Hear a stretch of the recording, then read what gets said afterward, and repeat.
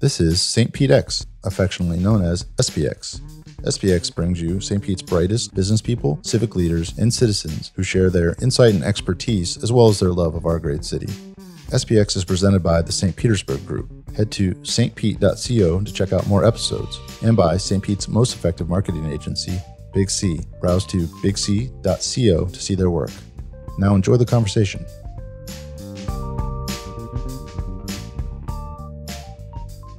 Welcome to SPX. This is Ashley, and I have two special guests with me today. Kelly McBride is the vice president at the Poynter Institute, and Kyle Parks is the principal and co-founder of B2 Communications. Welcome to the show. Hey, how's it going? Thanks for having us. So before we get started, for our listeners, Kyle, if we could start with you, just a little bit about your background and B2 Communications. Thanks for having us again, Ashley. B2 Communications is a public relations agency based in St. Petersburg. My background, 3 careers in my life, journalist for 22 years, 18 at the St. Petersburg Times, now called the Tampa Bay Times, assistant business editor, real estate reporter, and then did corporate work for 10 years and founded our company with Missy Hurley 8 years ago. And what we do is a combination of all things related to communications for companies and nonprofits. Everything from working with the news media to content creation to working on social media and blogs. Everything we do is designed to raise the visibility of our clients while also helping to enhance their credibility. And Kelly, the Poynter Institute, a well-known, well-respected news entity in our community and abroad. Talk to us about your involvement there. Yeah. So actually, I always feel like the Poynter Institute is better known outside of this community than it is in the community. Most of the time when I tell people I work at Poynter, people are like, oh, what is that? And what it is we are the premier training and thought leadership organization for the journalism industry. And that's worldwide. So journalists the world over turn to us to get better at the skills that they need to do their jobs, better at the leadership of their organizations, and for information about where the journalism world is going, which is really critical right now because it's a very disrupted, unstable environment. And yet, journalism is really important to democracy. And so our sort of elevator line is, we elevate journalism in service of democracy. So maybe, Kyle, you could start shedding some light on the partnership between Poynter and B2. Wait a second. Why does he get to answer that question first? Kelly, maybe you could shed some light on... Exactly. Yeah. We'll start with Kelly. Yeah, let's let Kelly handle that one. So the partnership between B2 and Poynter is really a partnership between Kyle and I. We are a couple. We have been a couple for 6 years now. We have 6 children between us, and we've actually known each other for a lot longer than that. But yeah, so the work that we do together is mainly because we both care deeply about each other and each other's companies. I believe strongly in the work that B2 does. I think that public relations gets a bad name because there are a lot of bad public relations people out there. And I think journalism, I believe strongly, obviously, and I'm passionate about the work that Poynter does. Journalists also get a bad name.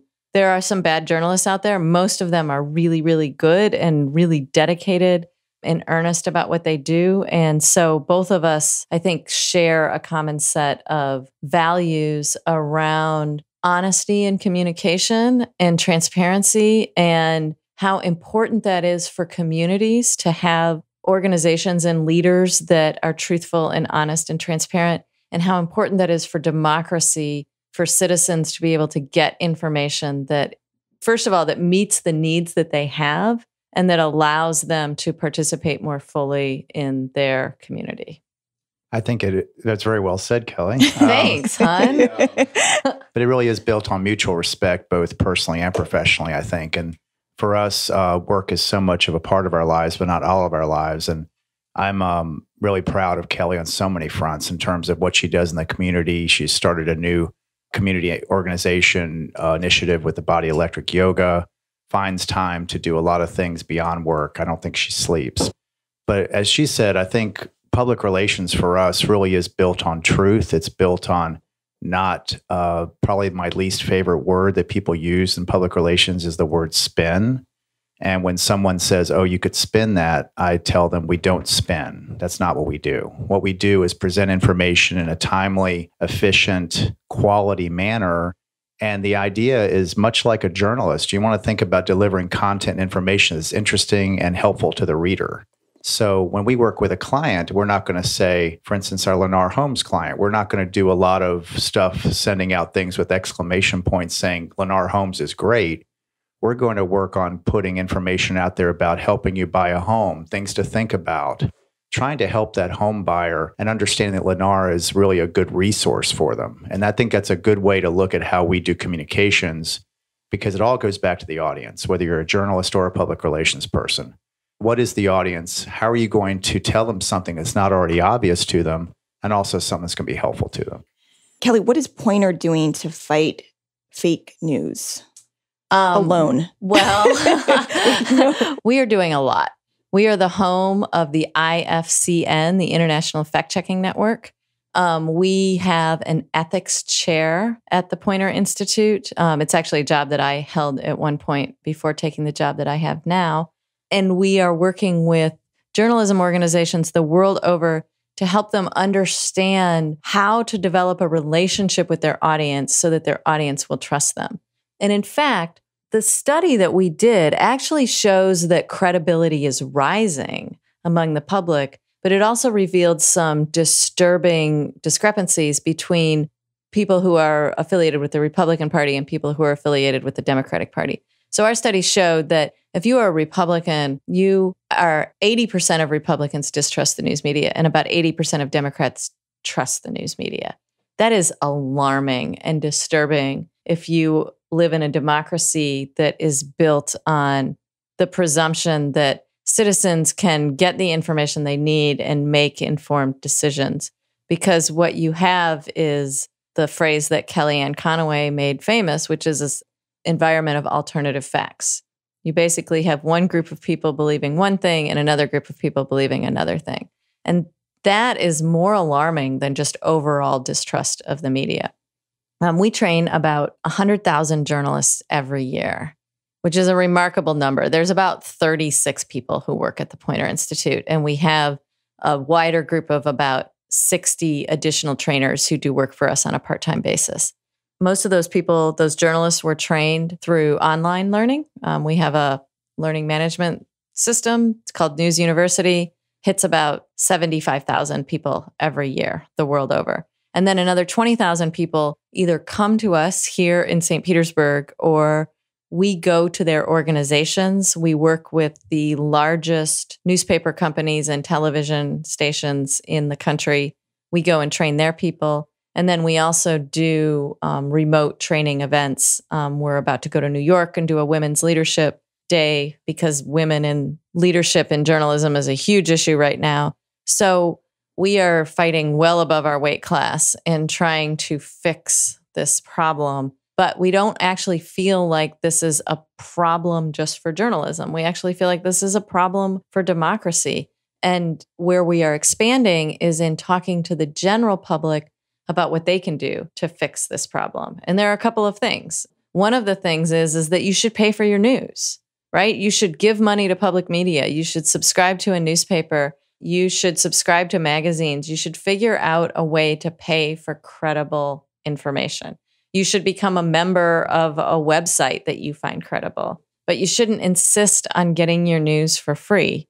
You pay for other things. You pay for Netflix. Why wouldn't you pay for the thing that makes you a better citizen? The other thing that you can do as a citizen that we're working with citizens on doing is you can be responsible for the information that you share. Because it's not just that there's bad information out there, but it's that everybody's sharing bad information. So you can vet and verify. You can learn to be more literate as a news consumer. And that's a set of skills that we are teaching to the general public. And then the third thing that we're doing in this area is we're working with the biggest technology companies. We work closely with Google. We work closely with Facebook. We're working with those companies to help them find ways that they can contribute to a more healthy news ecosystem. Wow, I have a lot of questions based off of that just sort of spun out. Sorry, that was a mouthful, man. It's really awesome. I'm going to ask a question, and I hope that I ask in the right way, because it sort of involves both of your entities. But you talked about the responsibility on behalf of the citizens to be mindful and to be prudent, if that's the correct term, about what they share and how they add to the larger rhetoric or dialogue. So when you have massive movements like the Me Too movement, and you're observing how that's affecting organizations and entities, and how people are learning about the discrediting of specific leaders in their respective organizations. And then you sort of dovetails into, Kyle, what you do in terms of, if we were to experience locally some of our own, I don't want to call it scandal, but if there were certain citizens or leaders under fire because of said movement, I'm just interested to see, sort of as a sample, how you two would respectively sort of manage that together. Well, one of the things that I respect about Kyle's company is that they believe that organizations have an obligation to do the right thing. And I've watched him do crisis communications with the organizations where their leaders have gotten into trouble for a variety of things. And I mean, you guys always talk about, like, here's how you make it right. And it means being accountable to the public. Yeah, you have to figure out how to learn from a situation and make sure it doesn't happen again. And that may sound like a soundbite, but it's actually, you've got to live it if you're going to do this right. So when we work in situations like that, we haven't had anything exactly like what you described here in St. Pete. Yeah, I'm sure we will. It's possible, because I think the corporate world is the next big arena where you're going to see more of these things come to light, because there's so many companies out there. Rightfully so. Yeah, that I believe that they have not been run the right way. So that said, we've had situations with company leaders doing misdeeds of various kind of things. And it's always very problematic in terms of, you cannot violate any kind of personal privacy issues. There's always the possibility of lawsuits.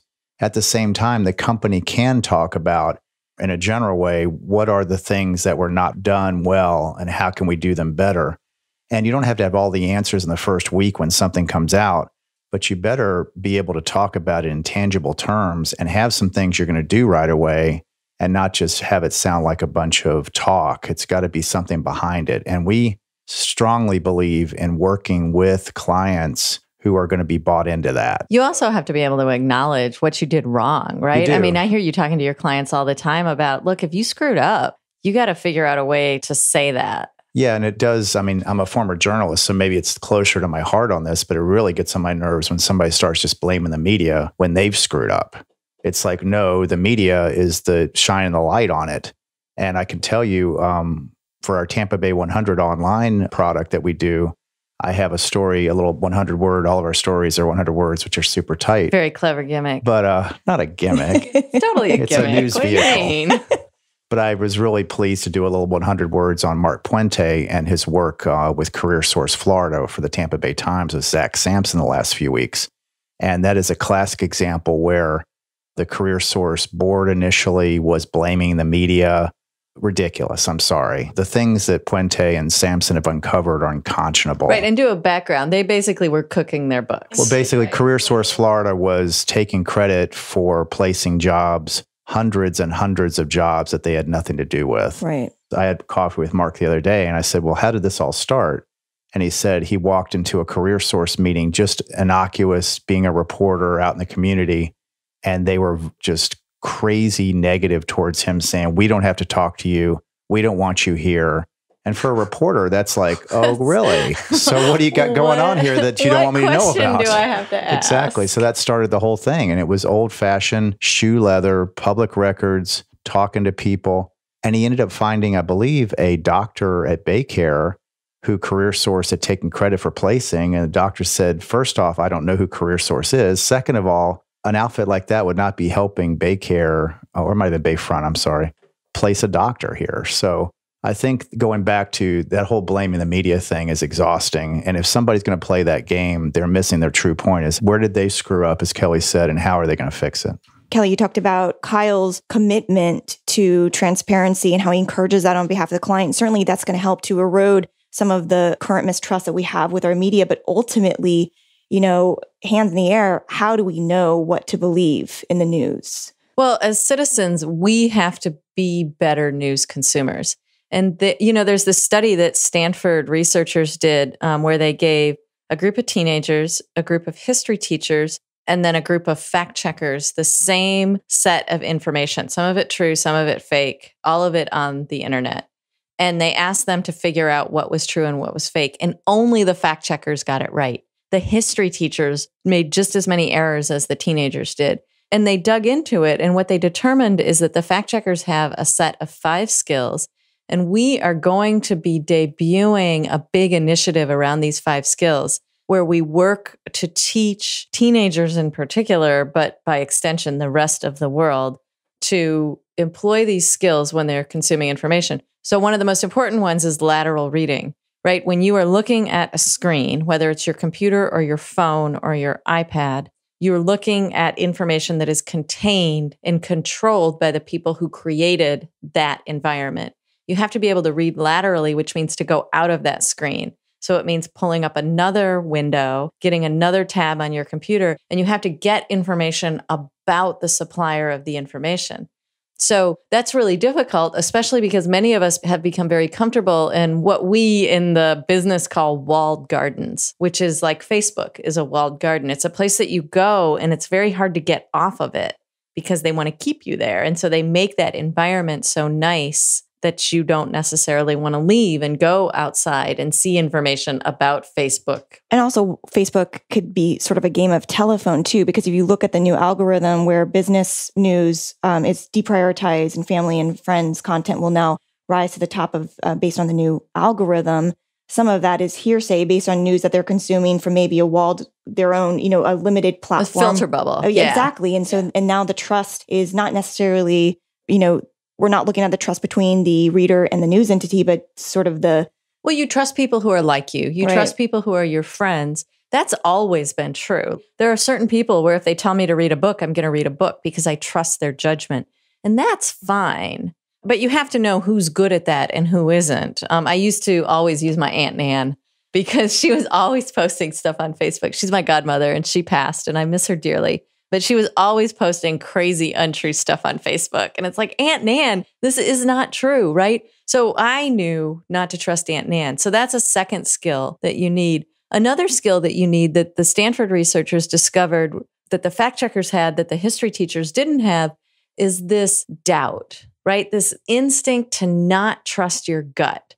Whereas most people have this instinct where like, oh, that reinforces what I believe to be true. And therefore, it must be true, right? And so they do the exact opposite, which is when it's something sort of gets at their instincts of the truth, they dig their heels in and just they believe it more. Whereas fact checkers are like, they have this mindfulness about it where they're like aware that this is happening.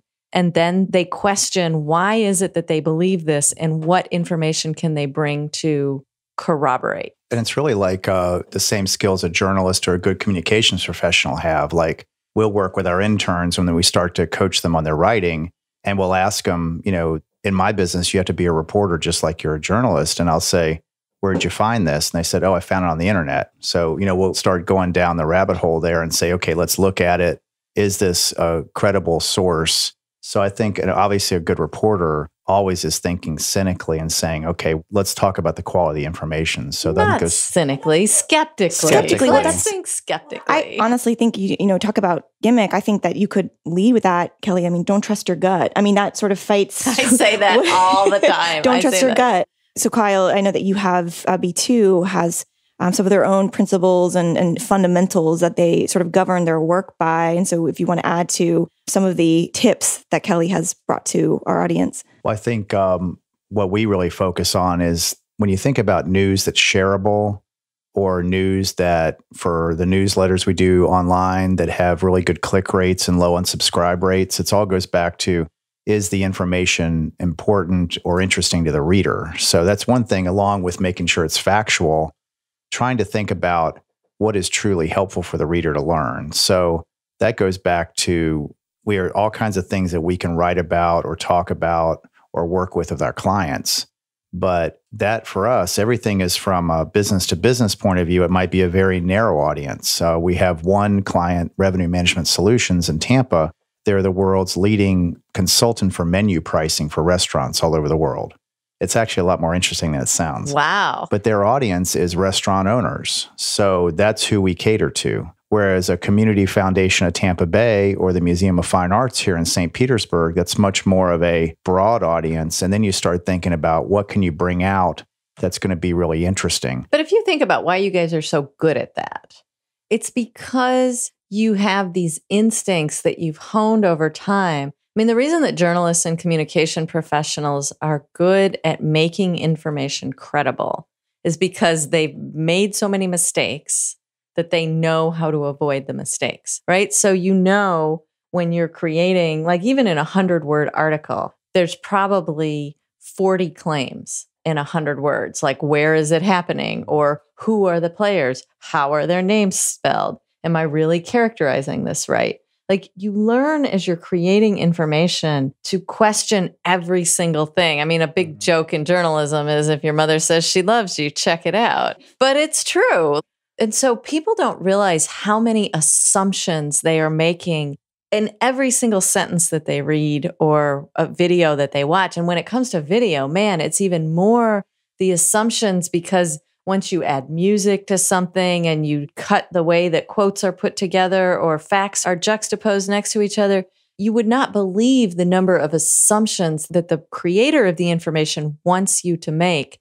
And that's where your people are so good at backing it out. And I think accuracy, obviously, I mean, it's always been everything, but even today, you see how the president's administration just bashes the media when they make a mistake on something and they try to take it to the next step and go, oh, you can't trust the media.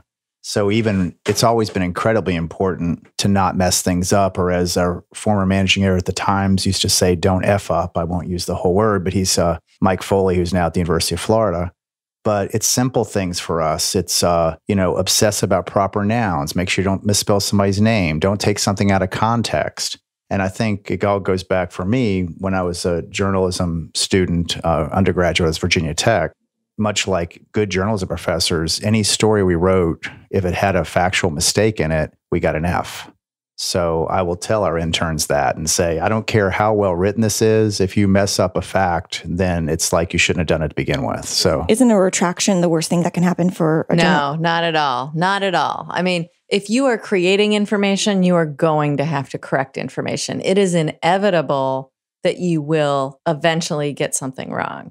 And so what we teach people who create information is what's more important is that you have a system in place to minimize the number of times that you get things wrong, that you learn from your mistakes, and that when you do get things wrong, you're transparent about it. So you make the correction and then you tell the public that you've made the correction. So you put a note on the article or on the piece that said, we made a mistake, we re-edited it at this point, so that then if people come back to it, they know what's happened, that you are transparent and you are accountable about the information. Because setting up a system where you could never make a mistake, that just creates a system where nothing is true, right? Because people will make mistakes. They're human beings. And the nice thing about the digital world is the newspapers and magazines now can make those fixes, which will live on forever on the internet. Whereas back in the day, you'd have to have this.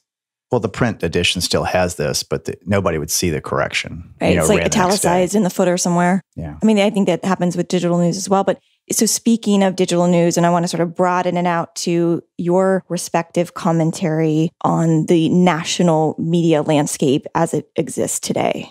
It's a small question. It's a small curiosity. Well, I think it's what we talk about is the 24/7 cycle, the pressure to produce, the smaller staffs.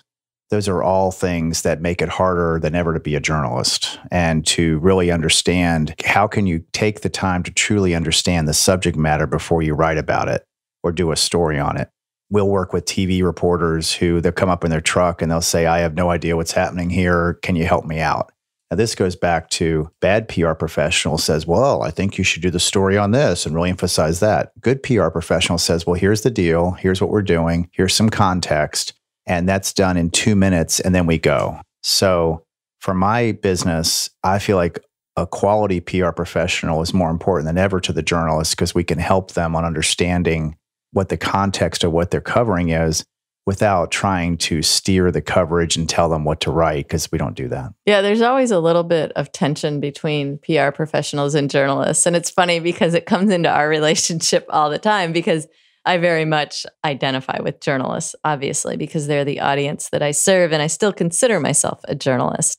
And journalists fiercely guard their independence, right? That is part of what makes a journalist valuable to her audience, is that she is independently deciding that what information is relevant to her audience. Now, the factors that Kyle just described are more of a threat to a journalist's independence than spin from a bad PR person. However, the journalist has to deal with both. They have to deal with this world of diminishing resources where you have less time to do more stories and there's more competition.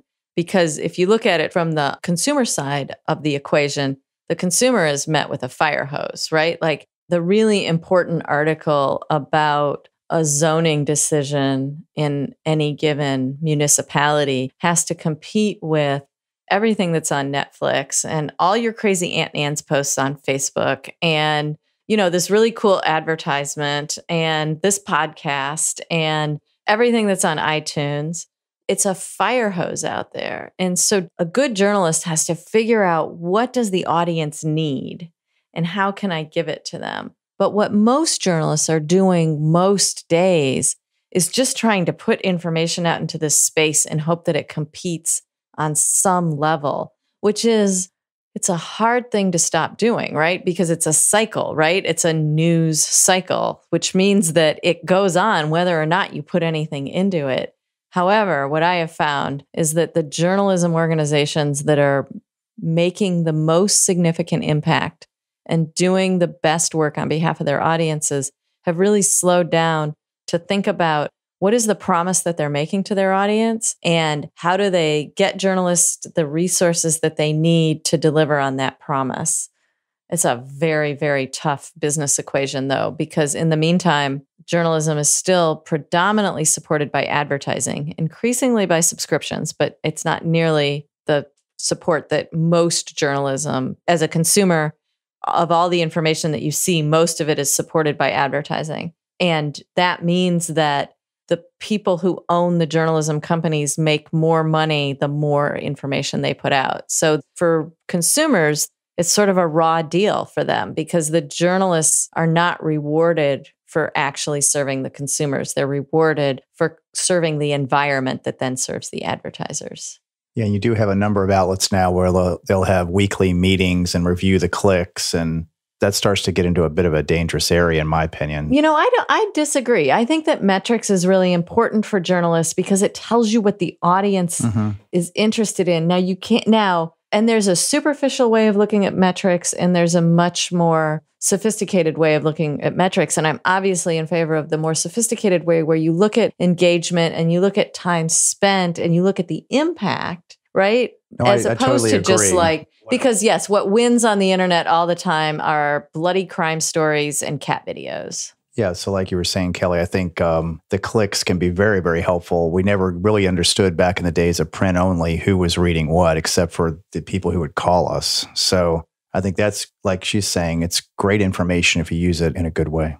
I know we're short on time. We have a couple more minutes. I have so many questions I want to ask, so I feel like I'm just like, which one is Where else can I disagree with Kyle on? I know. Yeah, if you let me finish the answer, it might help. No way, honey. I want to know from both of you how you keep yourself fed in terms of what you read, how you're continuously training yourself and staying sharp in your respective fields.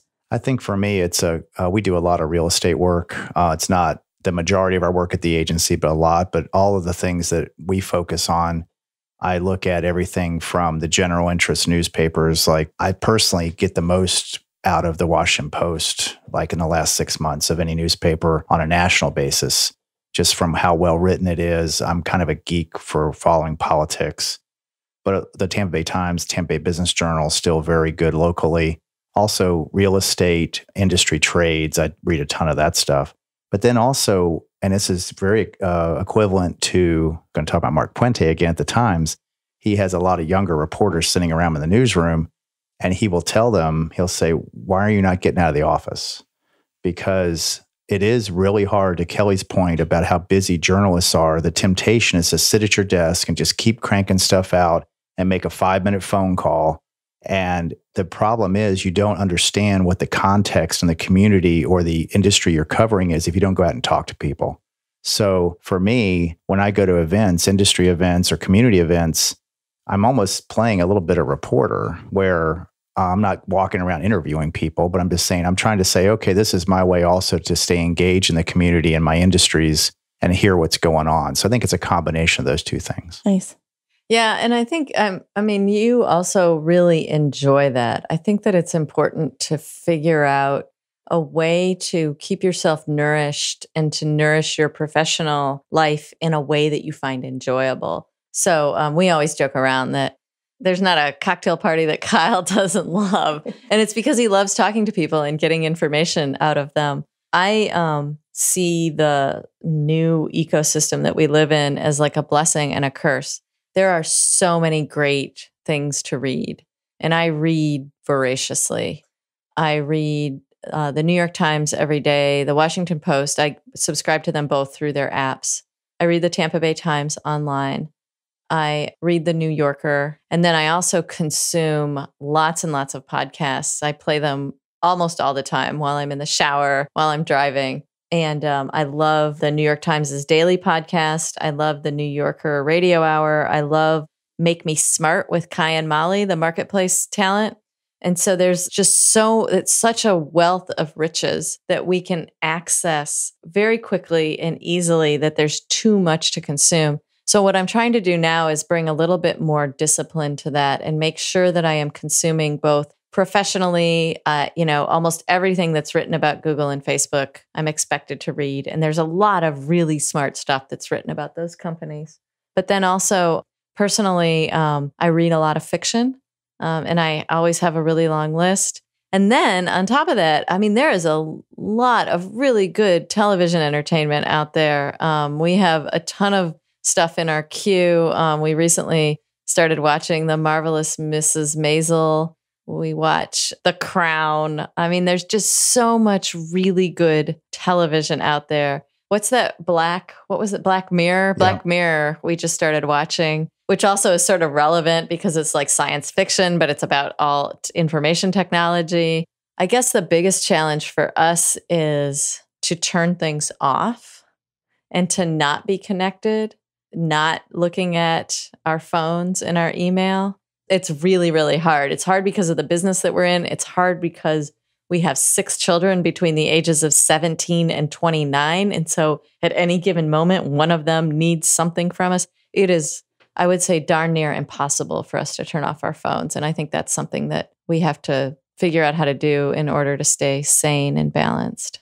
One thing I was going to add on the St. Pete level, it's nice to see the growth of some real good community-based organizations, news organizations, Green Bench Monthly, St. Pete Life, what you guys are doing with Catalyst Online. I think it's really exciting. I would actually say that St. Pete may have more going on in terms of vibrant local journalism than Tampa does right now, which is pretty cool to watch. You know what somebody should do is create a meta directory of all of that. Actually, B2 should do this, Kyle. You guys should do this. Like all of the local podcasts that are being produced, all of the publications that are actually being printed, right? And then all the digital stuff that's out there. Map it out. Yeah. Map it out. And so this is a nice way to end, but you talked about, the growth of media in St. Pete. And Kelly, you mentioned, the benefit of turning off. And I know you from a local yoga community, so I know that you create that space for yourself to unwind. But when you think about how you're plugging in to the community beyond your respective professions, whether it be, something that you're practicing or nonprofits or causes that you care about, I'd love to know where you two are involved. I'm involved with the Urban Land Institute, which promotes responsible land development, and also St. Petersburg Preservation. And I think both of those groups tie into some challenges St. Petersburg has as we continue to grow, as you see more condos coming downtown. How do we keep the historic nature and the walkability of this community, which is what attracts people here? And I think one thing to really be watching this year in St. Petersburg is the continued efforts to have a historic designation put to the first block. It's called the first block because it was the first block in St. Petersburg where Janus Live is and the Hotel Detroit. And there are continuing pressures to tear that block down. And in my opinion, that is the one block in St. Petersburg that is critical to keeping our character in the city. So I think that's something that I'll be helping with this year. I try and be really intentional. First of all, I think it's really important to give money to organizations that you support. And so I give money to WUSF and to WMNF. Those are both community public radio stations that I think do a huge service to the community, and I support them. I also create content for both of them. So with WUSF, we have a regular segment called Making Sense of Media. With WMNF, I create a podcast called Everyday Ethics. Both of those are labors of love for me. In addition to that, you mentioned that we go to the same yoga studio. It's the Body Electric Yoga Studio. And what we have found there is a incredibly passionate community. And there is now an opportunity to focus that passion outside the studio. The Body Electric Yoga Studio was like the first place that ever told me that I couldn't bring my phone in. That was like revolutionary for me, that you could do something without your phone right there. And so I owe those ladies a debt of gratitude. And I think that there's such a vibrant community there. So we've created a service club there where we're trying to team up with nonprofits and help the hundreds of people who go to yoga at that studio find opportunities and connect with nonprofits in the community. So I'm working on that. And then I also do like a ton of public speaking. I get way too many requests, but don't stop them from coming. By the time this podcast is out, I will have done 2 gigs at the Gulfport Library. I try and pick organizations that are really serving a community as opposed to an organization that's just putting on an event. So I will volunteer to moderate events or do a public speaking gig for a school or a library or something like that, probably about twice a month. And I do that because I really care about this community. There are events you do that help nonprofits or organizations that matter. She recently did something, was involved in the Museum of Fine Arts for a really cool program, and also has one coming up where you'll be interviewing Joy Mangano, the famed mop lady from HSN. I can't wait to do that. That's going to be really fun. And that's for a local nonprofit. Yeah, it's for the Women's Center. The Center for Women, yeah. That will have already happened by the time this gets out. Well, great. Thank you both for being here today. Thank you for your shared contribution to truth in St. Pete and abroad. It was great having you here. Keep democracy safe. Thanks for having us. Thanks. You made it to the end of another great episode. For show notes, head to stpete.co to the show notes page, which includes links to all the resources mentioned in the show, as well as quotes and key insights from the show and information about the guest and the host. Thanks again to our sponsor, Big C. Head to Big C, that's BIGSEA.co to check out their work. And if you like what you heard, make sure to share this episode on social media and leave a comment. See you next time.